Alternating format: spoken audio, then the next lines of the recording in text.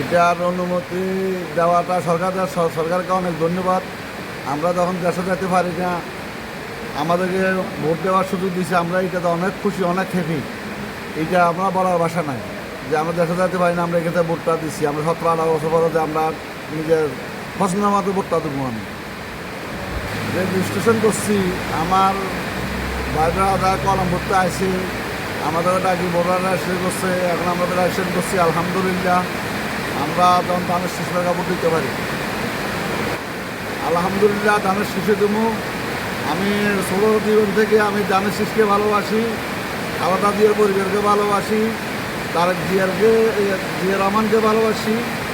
জিয়া রহমান আমাদের এলাকায় আমি তখন ছোটো ছিলাম, অনেকবার গেছে, আমাদের সন্দীপের লোক অনেক ভালোবাসে তাদের। আমার সন্দীপে অনেক ভোট বেশি, সবসময় ধানের শীষে ফাঁস হয় সুস্থ নির্বাচন হলে।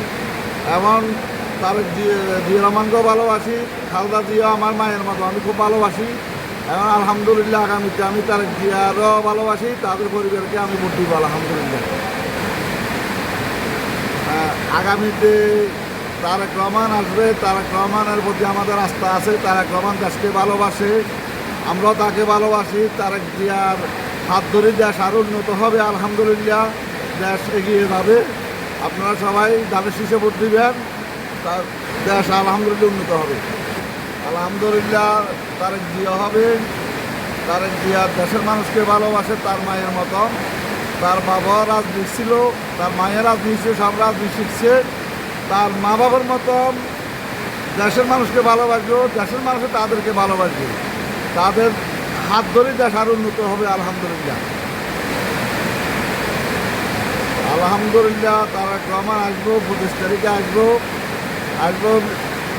তারেক জিয়াকে ষড়যন্ত্র করে দেশের থেকে বিতাড়িত করছে, জনগণে আবার আনবে, সে প্রধানমন্ত্রী হইব আল্লাহ রহমতে। জনগণ যেরকম ভালোবাসে, তারেক জিয়া জনগণকে এরকম ভালোবাসে। তারেক জিয়ার হাত ধরে দেশ আরও উন্নত হবে, এটা আমাদের দীর্ঘ বিশ্বাস।